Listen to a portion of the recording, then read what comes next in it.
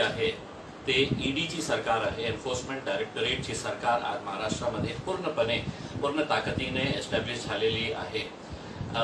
पूर्वी त्यांच्याकडे 2 सुपरवायझर्स होते, पण काम खूप मोठा होता, म्हणून आज एक नवीन तिसरा सुपरवायझर ऍड करण्यात आलेला आहे। आपल्याला हे वाटत असेल की महाराष्ट्राचे मुख्यमंत्री एकनाथ शिंदे साहेब आहे, उपमुख्यमंत्री देवेंद्र फडणवीस साहेब आहे आणि अजित पवार सुद्धा आता एक उपमुख्यमंत्री झालेले आहे। खऱ्या अर्थाने हे एन्फोर्समेंट डायरेक्टोरेटची सरकार आहे। या तिघांपेक्षा एक मोठा जो सगळ्या महाराष्ट्राला नाही सगळ्या देशामध्ये जे एक आतंक मचवलेला आहे ते एन्फोर्समेंट डायरेक्टोरेट। आणि मी का बोलतो हे याचा उत्तर मी माझ्या वतीने देणार नाही। मी अपेक्षा हे करणार आहे की भारतीय जनता पार्टीचे पंतप्रधान नरेंद्र मोदी साहेबांनी 4 दिवसापूर्वी आपल्या भाषणामध्ये राष्ट्रवादी काँग्रेसच्या संदर्भात काय बोलले होते। भारतीय जनता पार्टी किंवा राष्ट्रवादी काँग्रेस किंवा एकनाथ शिंदे साहेब विसरले असेल, पण महाराष्ट्राची जनता विसरणार नाही आणि कमीत कमी मी तर विसरणार नाही। आणि त्यांनी काय बोलले होते फक्त 4 दिवस पूर्वी ते आपल्याला एकदा ऐकू इच्छितो मी।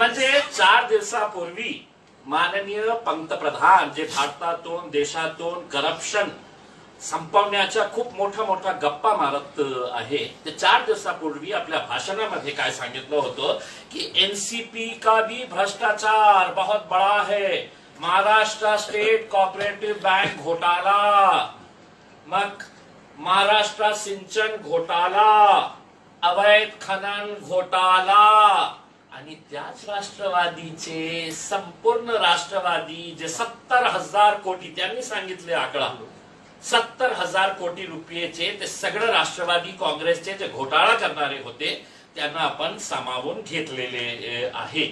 आणि दुसरं म्हणजे आता ज्यांच्यामुळे हे सगळं झालेलं आहे त्यांनी राष्ट्रवादीच्या बाबतीत काय बोलले होते हे तुम्ही विसरले असेल देवेंद्र फडणवीस साहेब। महाराष्ट्राची जनता विसरली नाही। आम्ही महाराष्ट्राची जनतेला आम्ही पुन्हा एकदा आठवण करून देतो की आपण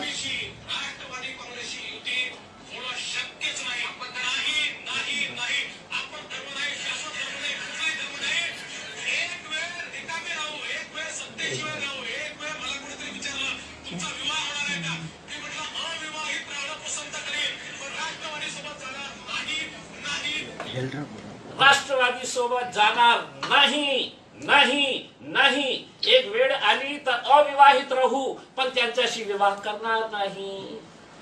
देवेंद्र फडणवीस साहेब, आपण विसरलं असेल पण आम्ही हे सगळं सेव्ह करून ठेवलं होतं, कारण आम्हाला माहित आहे की सत्तेसाठी तुमची पार्टी कोणत्या लेवलवर जाऊ शकतं। आणि आता जेव्हा आम्ही हे सगळं बघत होतो कशा निर्लज्ज तरीकेने संविधानावर आम्ही शपथ घेत आहे। संविधानाने तुम्हाला हे अधिकार दिलेला होता का? आणि महाराष्ट्राची जनतेला जेव्हा राष्ट्रवादी काँग्रेसला मत दिले होते तर ते भारतीय जनता पार्टीच्या वाटतं की महाराष्ट्राची जनता उल्लू आहे, त्यांना काही कळत नाही, त्यांच्या कानात म्हणजे विडी ठिजलेली आहे, हे आपल्याला असं वाटतं का? मी आता काही वेळा डायरेक्टोरेट हसन मुश्रीफची इन्क्वायरी करत होते, ते आता आमचे मंत्री राहणार आहे महाराष्ट्राचे, किती अभिमानाची गोष्ट आहे।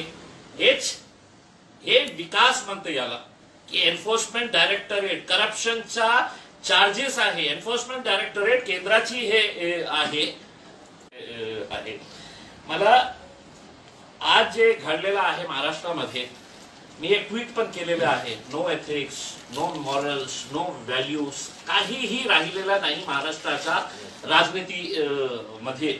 म्हणून मी स्पष्टपणे सांगतो की आज ईडीने बनाई सरकार, बाकी सब बकवास। हे जे सगळं चाललेलं आहे आता, हे कोणी केलं, कोणी सोबत गेलेले आहे, इतकं सारे प्रफुल्ल पटेल आपल्यावरही आरोप आहे, आपल्यालाही माहित आहे, तुमचीही इन्क्वायरीच्या जे गण आहे तुमच्या खोपडीवर भारतीय जनता पार्टीने लावली होती की बरोबर हा, नाही तर तुमच्याही आपण सुरू करू करते, तो पण बसलेले आहे. याच्यातून एक गोष्ट मला स्पष्टपणे सांगतो, आणि मी पहिल्यांदाही सांगितलेले आहे की शरद पवार साहेब आणि पवार फॅमिलीची जी राजनीती असते, अजित पवारांनी काय सांगितलं होतं, मी तुम्हाला आता काय स्टॅम्प पेपरवर लिहून देऊ का, की ऍफिडेव्हिटवर लिहून देऊ का की मी एनसीपी सोबत राहतो. हो, एनसीपी तर तुम्ही फोडले गेले. भारतीय जनता पार्टी फक्त सत्तेसाठी हे सगळं केलेले आहे. महाराष्ट्राची राजनीतीमध्ये इतका घाणेरडा प्रकार मला नाही वाटतं की देशात कोणत्याही राज्यामध्ये दिसलं असेल, जे आज आपल्याला महाराष्ट्राला बघावं लागत आहे. दुसरं म्हणजे आम्ही MIM पार्टी, हे सगळं राष्ट्रवादीचे नेते होते. MIM म्हणजे भारतीय जनता पार्टीची बी टीम हेच म्हणायचं ना, आता कुणी केलंच आहे. म्हणून मी राष्ट्रवादीचे जे सर्व मुस्लिम विशेषकर जे सेक्युलर नेते आहेत त्यांना अभिनंदन देतो, आणि त्यांचा हे जल्लोष साजरा करण्यासाठी MIM पार्टीने हे निर्णय घेतलेला आहे की उद्या आम्ही फटाके फोडणार, आम्ही खूप मोठा गाजाबाजा करणार आहे. हे सगळं राष्ट्रवादीचे जे नेते जे आम्हाला सांगत होते की नाही आपल्याला सेक्युलर पार्टी पाहिजे, MIM म्हणजे बी टीम आहे, तुम्हाला अभिनंदन देण्यासाठी आम्ही सर्व महाराष्ट्रभर तुमचं अभिनंदन करण्यासाठी फटाके फोडणार, साजरा करणार की तुम्ही आता सत्तेमध्ये आलेले आहे, सेक्युलर सरकार झालेली आहे. हे आम्ही जल्लोष उद्या साजरा करणार आहे संपूर्ण महाराष्ट्रामध्ये. एक खूप दुर्दैव मला असं वाटतं की महाराष्ट्राची राजनीतीमध्ये जे काही आपल्याला बघायला मिळत आहे, आणि मी जे 2 व्हिडिओज दाखवलेले आहे, माझी हात जोडून विनंती आहे देवेंद्र फडणवीस साहेब, आता लग्न केलेले आहे तुम्ही, या लग्नाच्या बाबतीत काहीतरी बोला. तुम्ही म्हटलं होतं की नाही नहीं नहीं नहीं जाएंगे, चले गए. मोदी साहब, आपको भी एक सवाल का जवाब देना पड़ेगा. आप अपने आप की छवि ऐसी बनाते हैं कि आप देश के सबसे साफ सुथरे दूध के धुले हुए हैं, आप भ्रष्टाचार को खत्म करने के लिए निकले हुए हैं. लेकिन मोदी जी, ईमानदारी से कहता हूं, आपकी और आपकी पार्टी से भ्रष्ट नेता इस देश ने देखा नहीं होगा जिन्होंने देश के पूरे भ्रष्टाचारियों को अपने सर के ऊपर, अपने गोद के अंदर लाके बिठाया है, अपने मांडी के ऊपर लाके बिठाया है. आपने ही कहा था कि एनसीपी 70,000 करोड़ रुपए के घोटाले के अंदर शामिल है, और घोटाले के नाम भी दिए थे आपने. अब आप मुझे बता दीजिएगा कि ये इंक्वायरी होगी या आप फाइल बंद कर डालेंगे, क्योंकि आपके पास जो साबुन है उससे आपने सबको धो डाला है उसमें. तो जनता इतनी बेवकूफ नहीं है, जनता सब समझती है.